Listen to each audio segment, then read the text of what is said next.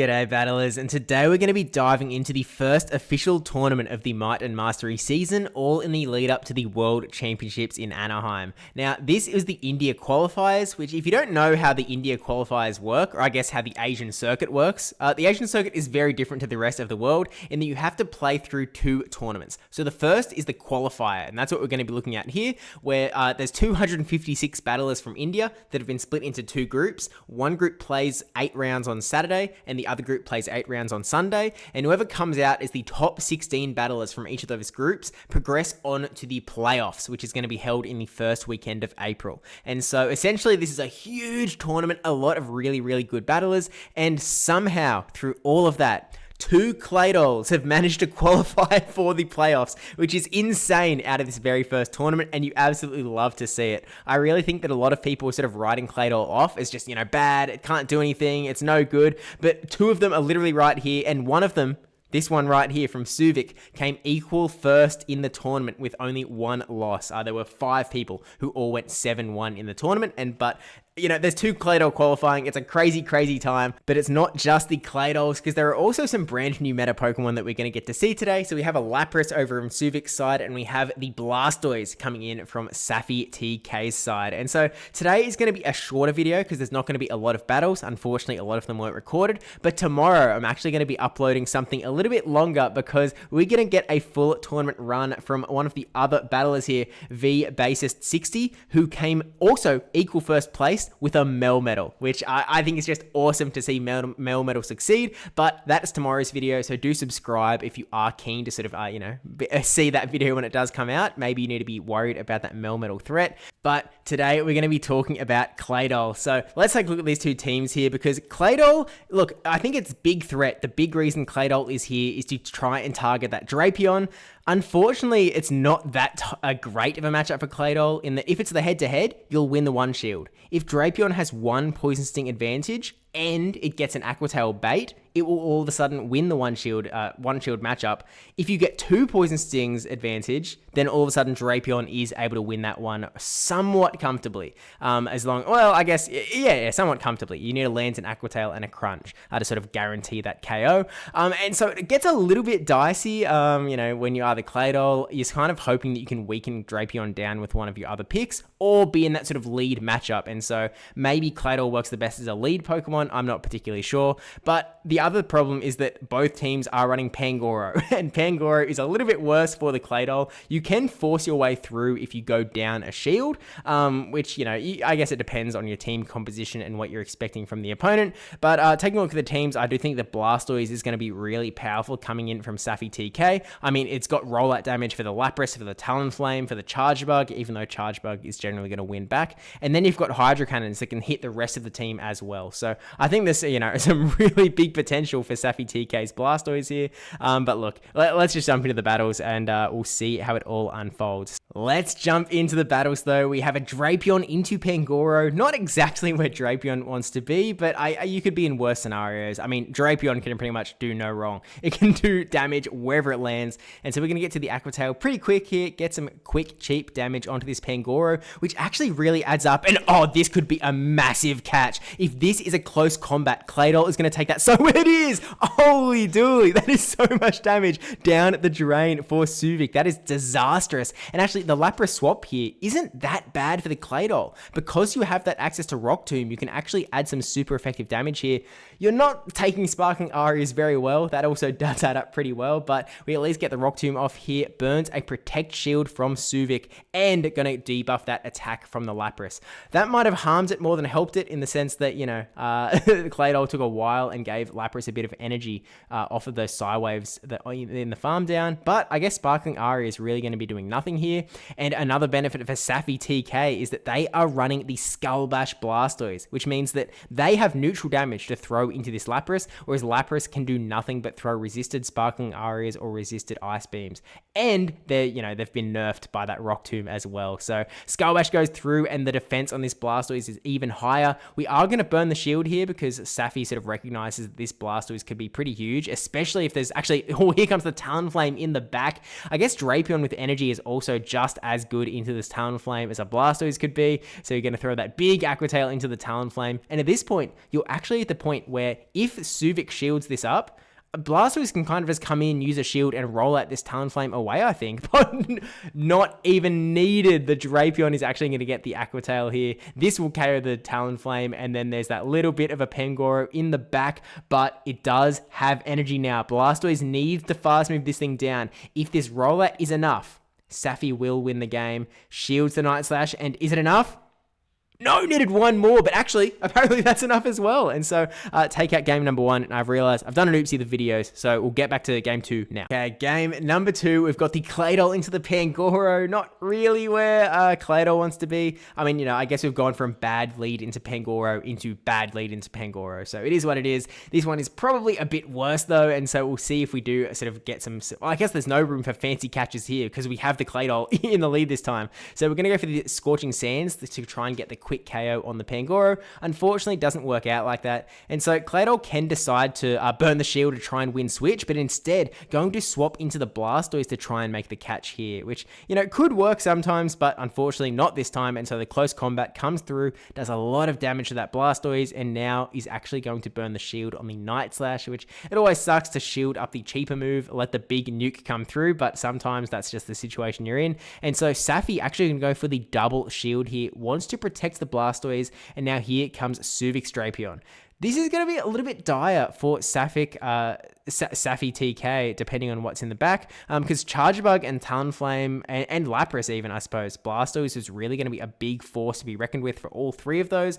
But Lapras, I guess we've got a Jumpluff in the back, and Jumpluff going to come out here after 2 Mud Slaps. I like that play from Safi TK, getting the big damage from Claydol onto Drapion and swapping out before a move sort of takes place, sort of thinking that, Suvik wasn't sort of given the opportunity to throw on that good move timing.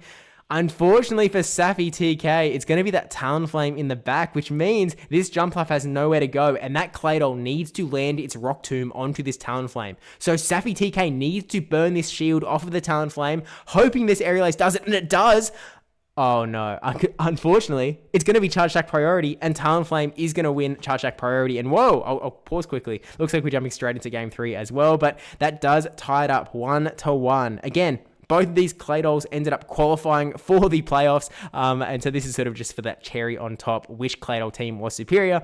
And so now we have the Claydol into Pangoro lead again.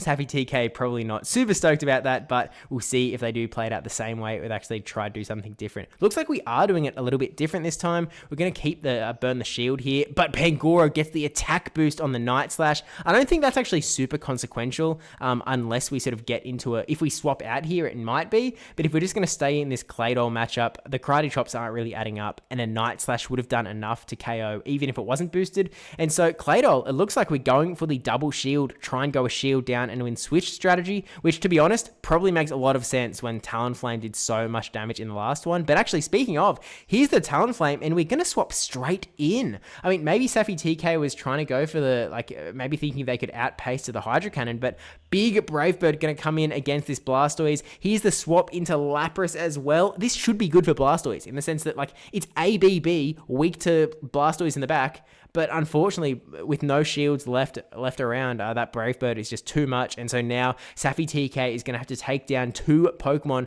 with the Claydol and the Drapion. The Claydol comes in, but it's not going to be able to do anything, and the Sparkling Aria is going to take it out, which means that Drapion needs to take down an almost full health Lapras and take down a Talonflame with a lot of health as well. And unfortunately, I just don't think it's going to happen here, which means that Suvik in just a second is going to take this game out, take it out 2-1, and sort of progress into the sort of finals, the round 8, as the sort of last undefeated Claydol player. And so the next battle we're going to see is sort of Suvik's round 8 battle. And again, we'll sort of have a much longer video from the Indian qualifiers, tomorrow. Jumping into game number 1, we have the Talonflame into the Lapras. Obviously not where Talonflame wants to be. Those Sparkling Arias come out really, really quickly. And so Rishab actually going to quick swap into the Azumarill, probably hoping to catch a Sparkling Aria. But to be honest, this is neutrally a good matchup for the Lapras. Lapras is just able to add up so much damage with those Psy Waves, knows this really isn't that bad for it. And so we're going to see Azumarill throwing the player off here,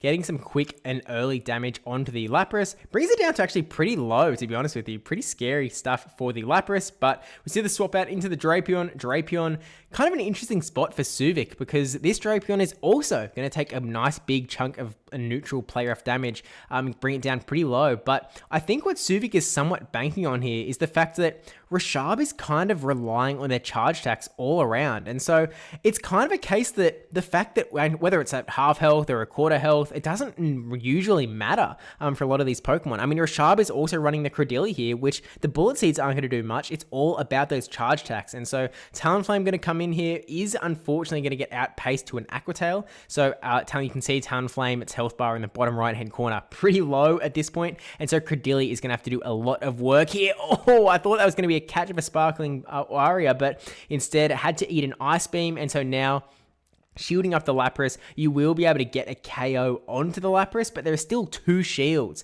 hanging out behind Suvik's side, and so this is going to be really tough for Rishabh to fight through. The first Rock Tomb going to take down the Lapras. In it comes, actually, it's Pangoro in the back. That's even worse, because at this point, you can actually just get a quick KO because Pangoro is so spammy, and so Night Slash going to get the last shield out of Rishabh. This Grass Knot, probably not enough. Oh, it might be enough to KO. I'm not too certain to be honest. Yeah, no, it's not even close. And so now Talonflame comes into the Pangoro, but Suvik is holding on to both of their Protect Shields. And so at this point, they shoot up the fly. Pangoro is going to be able to get another charge attack here to KO the Talonflame. They'll then get to another charge attack to KO the Cradily. And it's just going to be GG's. Lights out for Rishabh in game number 1. Game number 2, though, I know that Suvik does bring Claydol into this one. So the Drapion into the Pangoro, not a great spot for Rishabh. Obviously, Claydol is not the greatest for Drapion either, but now that Drapion has a little bit of energy, Claydol cannot swap in here unless they want to go down shields. So we'll see a swap into the Talonflame. Again, a bit of it. Oh, okay, that's crazy. The close combat catch onto the Talonflame is insane. I mean, that's how we saw some pretty big success against the Pangoro before. Do we see it again at this time around? Talonflame going to get up to this fly.